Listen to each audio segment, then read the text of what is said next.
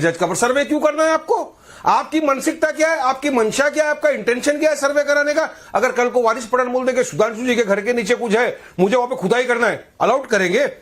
वारिस पठान बोल देंगे भाई किसी मंदिर के नीचे कुछ है, मुझे जाके वहां पे करना है, खुदाई करने देंगे आप? मानसिकता क्या, आपका मंशा क्या, ये तो पूरा देश जान गया। इसे अच्छा फायदा नहीं होगा, पूरे देश के अंदर आग जनी मच जाएगी, हिंदू मुसलमानों के बीच में दरार पैदा हो जाएगी, और बीजेपी वही कर रही है। एक सोच देखिए नाविका जी, लग ही नहीं रहा है कि एक वकील बोल रहा है। मुझे बात का जवाब वारिस पठान साहब, कोई खुदाई करने की जरूरत नहीं है। अब ऐसी ऐसी टेक्नोलॉजी आ गई है कि रडार मैपिंग टेक्निक से नीचे दिख जाता है, पेट का चीरफाड़ करने की जरूरत नहीं है, अल्ट्रासाउंड से दिख जाता है कि आपने पेट में क्या क्या छुपा रखा है। यही मत करिए, कुछ समय में ऐसी टेक्नोलॉजी भी आ जाएगी कि सैटेलाइट से भी पता लग जाएगा नीचे क्या है, ड्रोन से पता लग जाएगा नीचे क्या है। चिंता मत करिए मेरे भाई। जैसे आप देख रहे हैं सनातनी श्रीका की एक ऐसी डिबेट वीडियो जिसमें बीजेपी के फायर ब्रांड प्रवक्ता सुधांशु त्रिवेदी और AIMIM के प्रवक्ता वारिस पठान के बीच में आज ये डिबेट होने वाली है फ्रेंड्स। तो डिबेट चल रही थी संविधान को लेकर।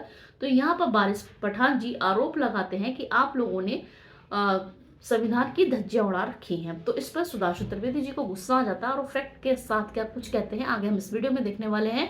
नाविका कुमार भी कुछ इस तरीके के सवाल जवाब करती है, उनका क्या जवाब उनको मिलता है वारिस पठान के द्वारा और सुधांशु त्रिवेदी जी के द्वारा, आगे हम इस वीडियो में देखने वाले हैं। वीडियो बहुत ही दिलचस्प है, वीडियो को पूरा देखिएगा, स्किप मत कीजिएगा, क्योंकि बहुत सारी ऐसी चीजें हैं जो हमें इस वीडियो के माध्यम से हमें मिल सकती हैं। तो चलिए बिना देरी करे हम शुरू करने वाले हैं आज की डिबेट वीडियो। पठान वानिक प्रक्रिया है, कोर्ट कोई अगर ऑर्डर देता है तो क्या उसके बाद जज छोटे छोटे हो जाते हैं और जज आग लगाते हैं? क्या बाकी उन पर और देश के संविधान पर बस इतना ही आपका विश्वास है कि संविधान की तो बात करना ही छोड़ दीजिए। जिस चीज का पालन नहीं करते, जो संविधान हमको डॉक्टर बाबा साहेब अम्बेडकर ने दिया है, उस संविधान का तो पालन करते नहीं, उसकी तो धज्जियां उड़ाते, तो फिर उसकी दुहाई क्यों दे रहे हो आप? झूठी झूठी बात क्यों करते हो आप? आखिर उस संविधान को अगर हम मानते सुधांशु जी, तो आप तो राज्यसभा के मेंबर है, पार्लियामेंट के अंदर बैठते, उस संविधान की शपथ लेके आप गए। वहीं पर एक कानून पास हुआ था प्लेसेस ऑफ वर्शिप एक्ट, जिसका आपने जिक्र किया 1991 का। उसमें क्या लिखा था?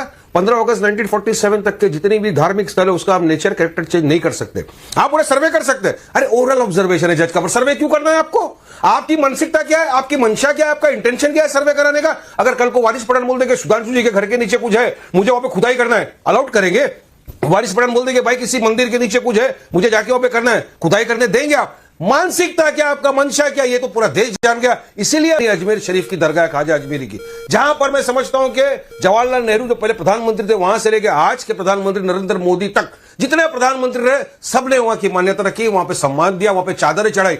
मगर अब इनको लगता है कि वहां पे जाके नीचे खुदाई करना है इनको। तो किस दिशा में देश को लेकर जाना चाहते हो? क्यों नफरत इतनी भरी है तुम्हारे दिलों में? क्यों बीजेपी और RSS नफरत फैला के देश में हिंदू मुसलमान के बीच में एक आग लगाना चाहती है? मगर आपके खुद के सर संचालक, आपके बॉस वो मोहन भगवत बोल रहे हैं कि क्या जरूरत है मंदिरों में जाके, मस्जिदों में जाके आपको शिवलिंग ढूंढने की, उसकी बात भी आप नहीं सुनते। मगर मैं पूछना चाहूंगा, उन्हीं के इशारों पे तो सब हो रहा है। वारिस पठान आप अफवाह फैला रहे हैं, आप अफवाह फैला रहे हैं। अजमेर में खोदने की, सर्वे करने की किसी ने इजाजत नहीं दी, अभी तो नोटिस हुआ है, आप क्यों अफवाह फैला रहे हैं? सर्वे की बात कर रहा हूं, सुनिए सुनिए सुनिए सुनिए। सर्वे क्यों करना चाहते हैं सर्वे ये लोग? चलिए बताइए मेरे को, क्या जरूरत है सर्वे करने की? अजमेर में सर्वे की कोई बात ही नहीं है। की बात करते हैं, हमने हमारा वजू खाना खो दिया।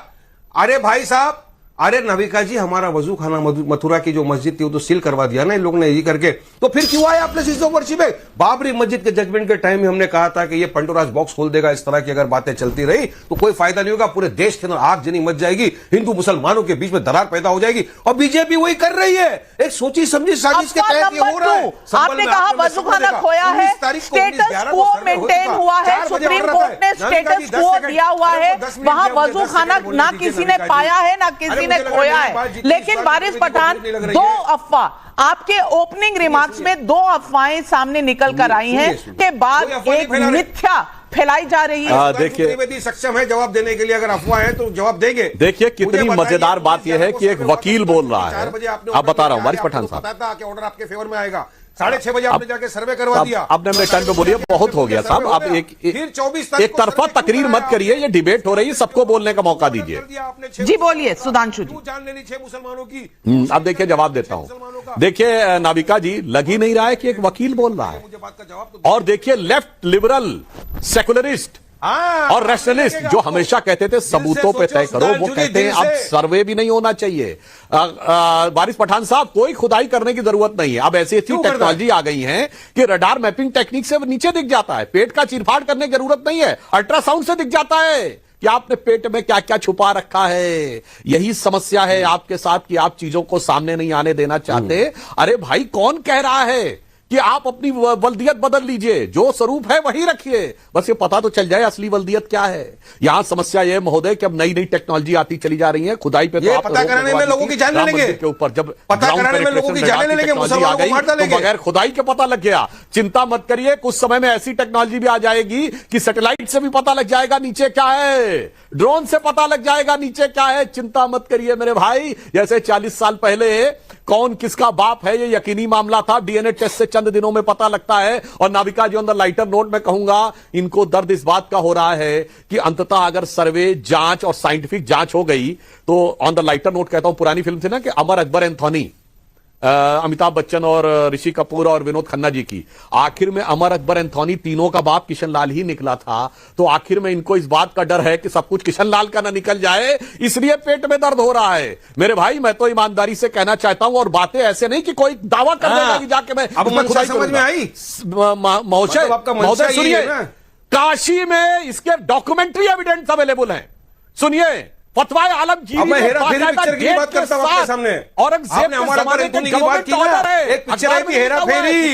हेरा-फेरी में क्या हुआ था, जो तेरा है वो मेरा है, जो मेरा है मेरा ही रहेगा। और उसके बाद उन गवर्नमेंट ऑर्डर्स का प्रूफ है। अरे मजबूरी है, क्योंकि ये देश, अरे आपने अमर अकबर एंथोनी की बात की, मैं हेरा-फेरी की बात कर रहा हूं, तो बीजेपी मास्टर है मुसलमीन हेरा-फेरी करने में। मजलिस इत्तेहादुल मुसलमीन जो देश की सबसे सेकुलर पार्टी है, उसका प्रवक्ता लॉयर होकर यह कहता है, ना किताब देखी जानी चाहिए, ना गवर्नमेंट ऑर्डर देखा जाना चाहिए, ना सबूत देखा जाना चाहिए, ना जांच होनी चाहिए, और उसके बाद जो है वो मान लिया जाना चाहिए। हम तो कह रहे हैं सिर्फ जांच हो जाने दो, काहे घबराते हो? मगर सुनिए, संविधान की बात कर रहा है, की बात कर रहा है, मगर जो टेक्नोलॉजी आगे बढ़ती जा रही है, संविधान की शपथ लेकर बैठा हुआ चला जा रहा है। वो बोलता मैं नहीं मानूंगा वर्शिप एक्ट, वो बोलता मैं मेरी आस्था की बुनियाद पे काम करूंगा। शर्मनाक बात है। आपकी जो भी दलील है आप कोर्ट में रख सकते हैं वारिस पठान जी, पर आपने एक बात का जवाब नहीं दिया। वारिस पठान जी, सुधांशु त्रिवेदी जी ने एक बात उठाई थी, उसका जवाब आपने नहीं दिया। प्लेसेस ऑफ वर्शिप एक्ट में आपने 1947 का कट ऑफ डेट लगा दिया,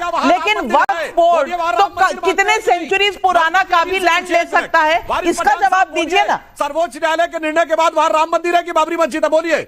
गलत गलत गलत, ऐसा किसी का भी लैंड कोई नहीं ले सकता। जो जमीन है उसका गैजेट होता है, गैजेट के बाद वो जमीन को वक्फ डिक्लेयर किया जाता है, पेपर में एडवर्टाइजमेंट आता है, उसके बाद वो वक्फ होती है। यही तो आप लोग झूठा भरम फैला फैला के रोज रात को 8 बजे पब्लिक को गुमराह कर रहे हो। और हमारी वक्फ की जो जमीन है, हमारे मदरसे, मस्जिद है, हमारे ऑर्फनेज, सब खा जाना चाहते हैं बीजेपी, सुधांशु त्रिवेदी की पार्टी, ये आरएसएस सब क्या बात कर रहे हैं, सब जपत क्या बात कर रहे हैं? वाराणसी में 118 साल पुराने कॉलेज को वक्फ की प्रॉपर्टी कह दिया है। एक वाराणसी की बात सुधांशु त्रिवेदी जी, वो वारिस पठान को नहीं दिखती? जो वक्फ की है वक्फ की है, जो वक्फ की जमीन है वक्फ की जमीन है। यही तो मैं बोल रहा हूँ, हेरा फेरी पिक्चर की बात नहीं है। हमारा है, हमारा भी हमारा है, नहीं चलेगा। कानून है, वक्फ एक्ट अभी तक एग्जिस्टेंस में है ना, वक्फ एक्ट। आपको अमेंडमेंट लाने की क्या जरूरत है? क्यों चाहते हो कि आप कलेक्टर के हाथ में सब छोड़ देंगे, डीएम के हाथ में सब छोड़ देंगे, और मुसलमानों के वक्फ के बोर्ड के अंदर हम नॉन मुस्लिम को डालेंगे? क्या कोई हिंदू एंडोमेंट बोर्ड के अंदर कोई मुस्लिम आ सकता है? नहीं आ सकता है। वो धांधली दादागिरी नहीं चलेगा सुधांशु जी। इसलिए मैं आपको बार बार बोल रहा हूं, आप संविधान की शपथ लिए हो, आपने राज्यसभा के एमपी बने हो, आप क्यों नहीं मानते संविधान को? क्यों रोज धज्जियां उड़ाते हो? अब उसकी अफसोस होता है कि इतना बड़ा सुधांशु त्रिवेदी जैसा आदमी संविधान नहीं मानेंगे। सुधांशु जी जवाब दीजिए, तहसीन भाई आ रही हूं। सुधांशु जी जवाब दीजिए, जो आएगा दिल में करेंगे, सर्वे एक मिनट ड्रोन से करेंगे। वारिस पठान साहब हो गया भाई, आप तो लगातार बोलते चले जाते भाई, फिर दूसरे का भी वक्त का इंतजार करिए। आप तो तकरीर देने के मूड में आ जाते हैं, मुसलमान बच्चों को क्यों जैसे लगता है स्पीच दे रहे हो। हाँ, मैं बताता हूं वारिस पठान जी की बात का, दोनों बातों का तर्कसंगत उत्तर देता हूं। इन्होंने कहा कि किसी हिंदू धर्म स्थल के ऊपर मुस्लिम को बनाया गया कि नहीं। 2011 में कुंभ मेला समिति के अध्यक्ष आजम खान थे। वारिस पठान साहब कान खोल के सुनो, ममता बनर्जी की सरकार ने देवस्थानम बोर्ड का चेयरमैन फरहाद हाकिम को बनाया हुआ है। कान खोल के सुनो। और आपका भी संविधान में प्रतिबद्धता एक वाक्य में साफ हो जाएगी। वारिस पठान साहब उत्तर दीजिए, सुप्रीम कोर्ट ने जजमेंट दे दिया है कि अब वहां पर राम मंदिर है। बोलो वहां राम मंदिर है कि बाबरी मस्जिद है? क्योंकि असदुद्दीन ओवैसी ने कहा है ताक़यामत बाबरी मस्जिद रहेगी। बोलो संविधान को मानते हो कि नहीं? बोलो। अभी नहीं बोल पाएंगे सर्वोच्च न्यायालय के निर्णय के लिए। जजमेंट बोलो भाई, आस्था की बुनियाद सर्वोच्च न्यायालय का निर्णय मानते हो तो राम मंदिर है कि नहीं? बोलो हाँ या ना। वारिस पठान का मेरा आज भी मानना है कि एक बार जहां निर्णय हो मस्जिद चुका है सर्वोच्च न्यायालय का। क़यामत तक मस्जिद रहेगी। वारिस पठान का मानना है, मेरा मानना, supreme court is supreme but not infallible. Supreme court के रिटायर्ड जस्टिस वर्मा साहब ने कहा था आप संविधान का मामला नहीं है, आप वारिस पठान का मामला है, आप सुप्रीम कोर्ट का मामला नहीं है। यानी कि लाल किताब बस लाल किताब बन के रह गई। और ये आपको आज वीडियो देखा आपने, यहाँ पे जब एंकर ने बात की संविधान की तो यहाँ वारिस पठान की शक्ल देखने लायक थी। आपकी क्या राय है आप कमेंट सेक्शन में रख सकते हैं। इसी तरह के वीडियो को देखने के लिए मेरे चैनल को सब्सक्राइब कर लीजिएगा। मिलते हैं ऐसी ही वीडियो में, तब तक के लिए जय हिंद।